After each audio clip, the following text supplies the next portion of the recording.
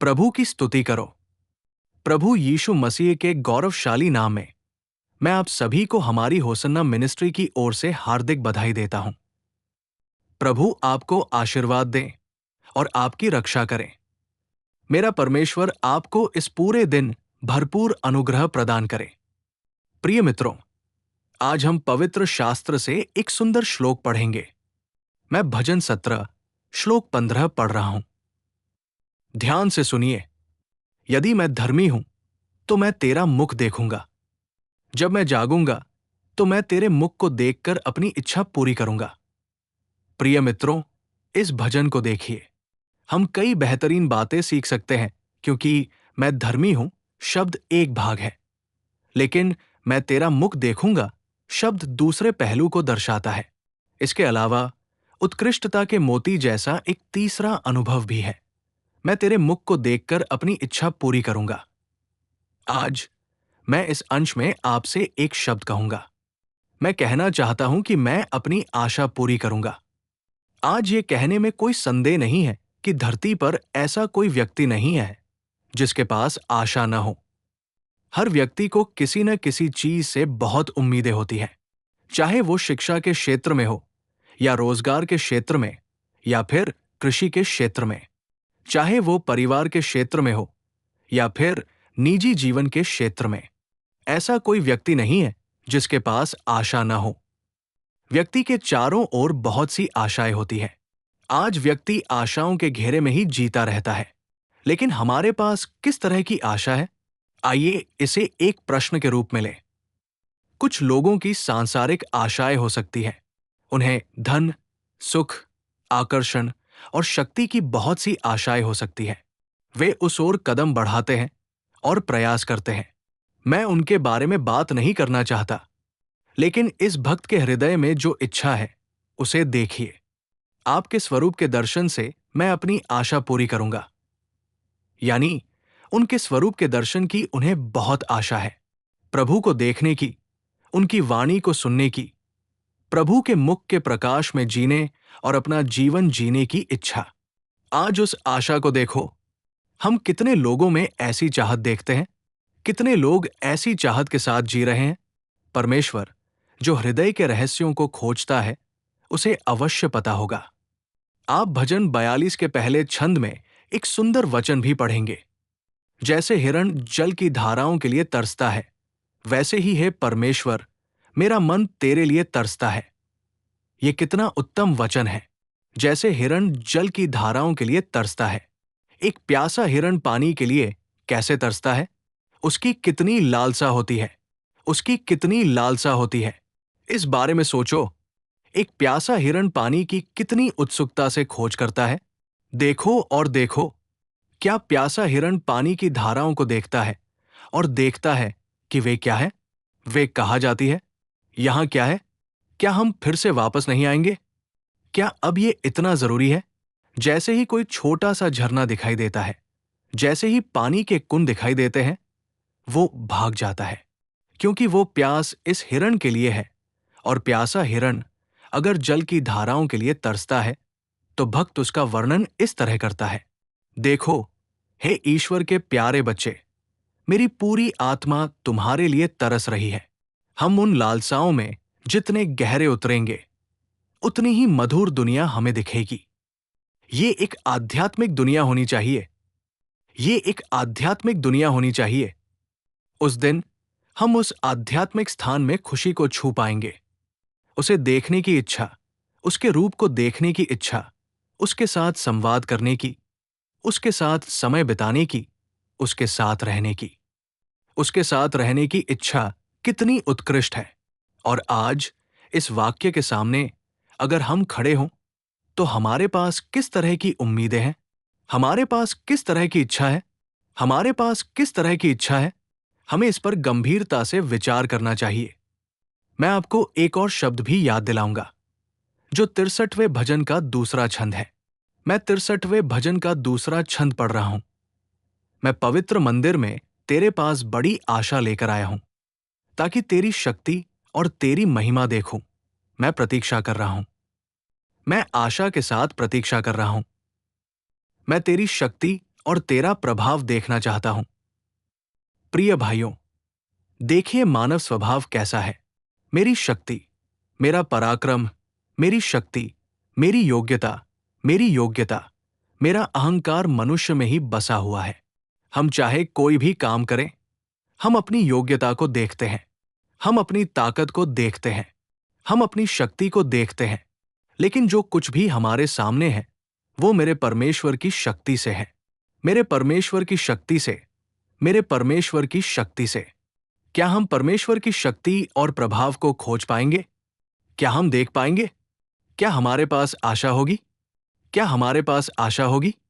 तो हे भक्त, अपनी शक्ति को देखो और अपना प्रभाव देखो। मैं तेरे पवित्र मंदिर में बड़ी आशा के साथ प्रतीक्षा कर रहा हूं। हे प्रभु, परमेश्वर की शक्ति क्या है? परमेश्वर का प्रभाव क्या है? ये मानवीय ज्ञान से परे है। अपनी महान शक्ति से, अपनी शक्तिशाली भुजा से, अपनी शक्ति से उसने इस्राएलियों को मिस्र से बाहर निकाला। राजा कठोर हृदय वाला व्यक्ति था और इस्राएलियों को मिस्र से बाहर नहीं जाने देना चाहता था। परमेश्वर ने फिरौन की सेना को शक्तिहीन कर दिया और उन्हें लोगों के बीच में छिपा दिया। अपनी शक्ति से, अपनी ताकत से उसने इस्राएलियों को पैदल, रात में अपने अग्नि स्तंभ द्वारा और दिन में अपने बादल स्तंभ द्वारा नेतृत्व किया। मेरे प्यारे भाइयों और बहनों, भजनकार यही कहता है, हम क्यों पराजित हैं? हम असफलता के भ्रम में क्यों आंसू बहा रहे हैं? हम क्यों थके हुए हैं? हम परमेश्वर की शक्ति नहीं चाहते, लेकिन हम उसके प्रभाव की इच्छा नहीं करते। यदि आप उससे उसके प्रभाव के लिए प्रार्थना करते हैं, जो आज असंभव चीजों को संभव बना सकता है, यदि आप उसकी शक्ति को देखने की इच्छा रखते हैं, तो इस समय जब आप ये शब्द सुन रहे हैं, यदि आप प्रभु से प्रार्थना करते हैं और उस पर भरोसा करते हैं, तो निश्चित रूप से जो आपने सोचा था कि असंभव है, वह आपके लिए संभव हो जाएगा।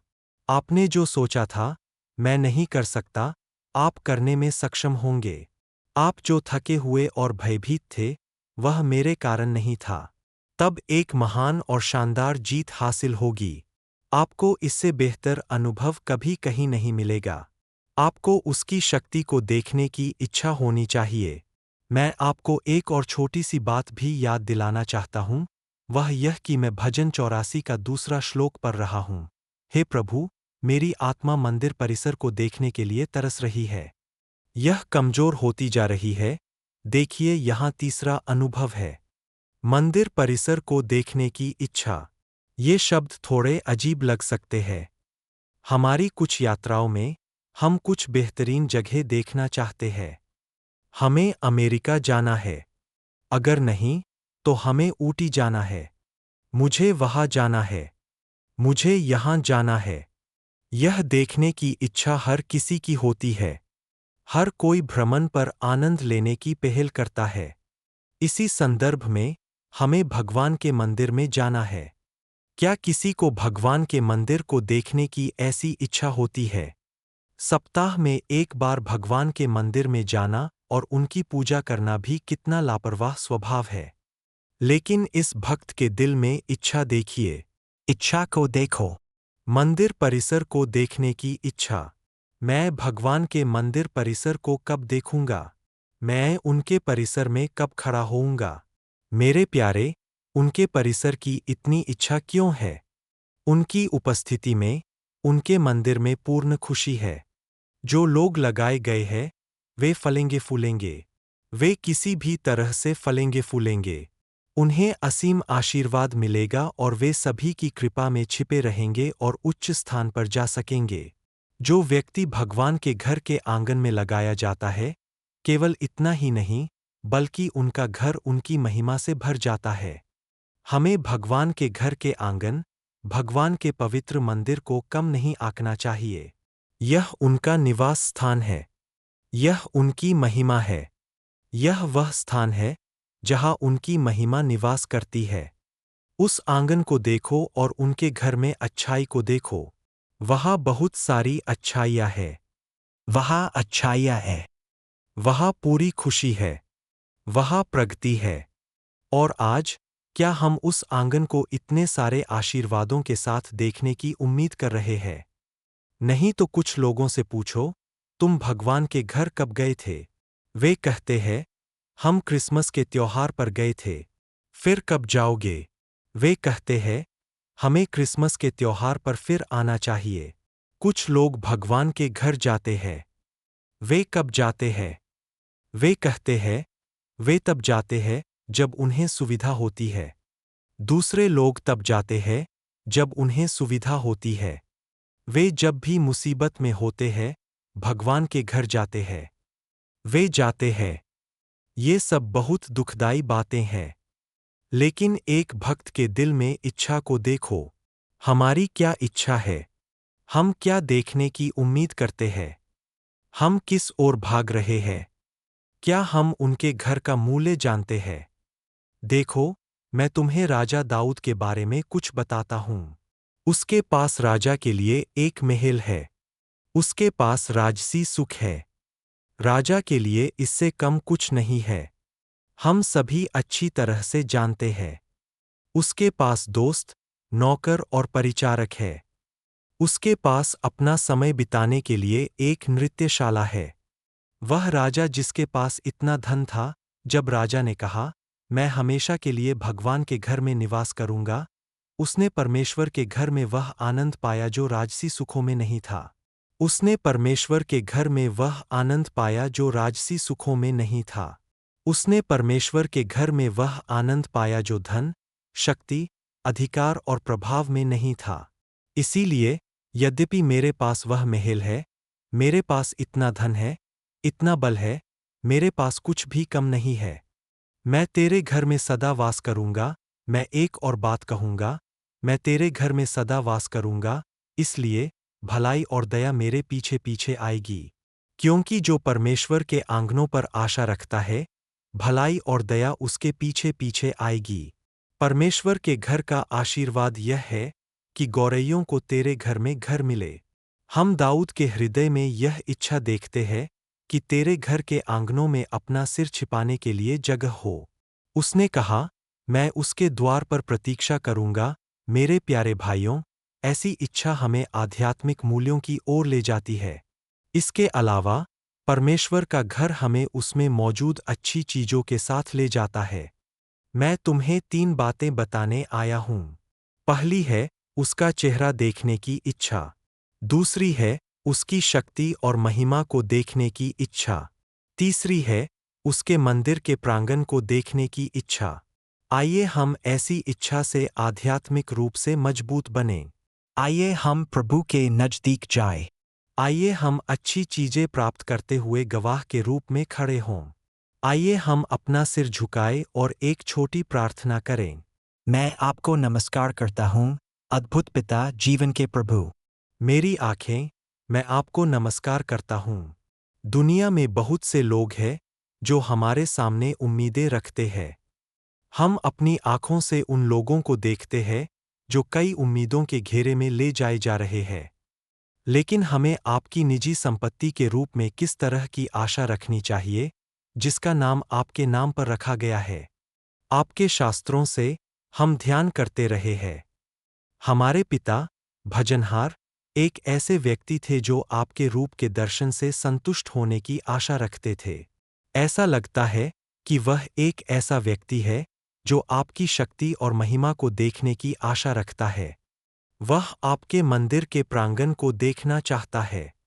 एक उत्सुक भक्त के रूप में वह हमारे सामने खड़ा था। हम अपने आप को आपके सामने प्रस्तुत करते हैं ताकि हमें ऐसी आध्यात्मिक रूप से मूल्यवान आशाएं रखने की कृपा दिखाई दे। हम अपने आप को आपके सामने प्रस्तुत करते हैं ताकि हमें ऐसी आशाएं प्राप्त होने वाली आशीषें प्राप्त करने में मदद मिले। पिता, हम यीशु के गौरवशाली नाम में अपने आप को आपके सामने प्रस्तुत करते हैं। आमीन। आमीन।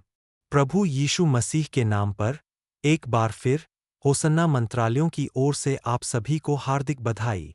यह दिन आपके लिए एक विशेष अनुग्रह हो। मेरा परमेश्वर आपको आशीर्वाद दे। आमीन। अधिक आध्यात्मिक संदेशों के लिए हमारे YouTube चैनल को सब्सक्राइब करें।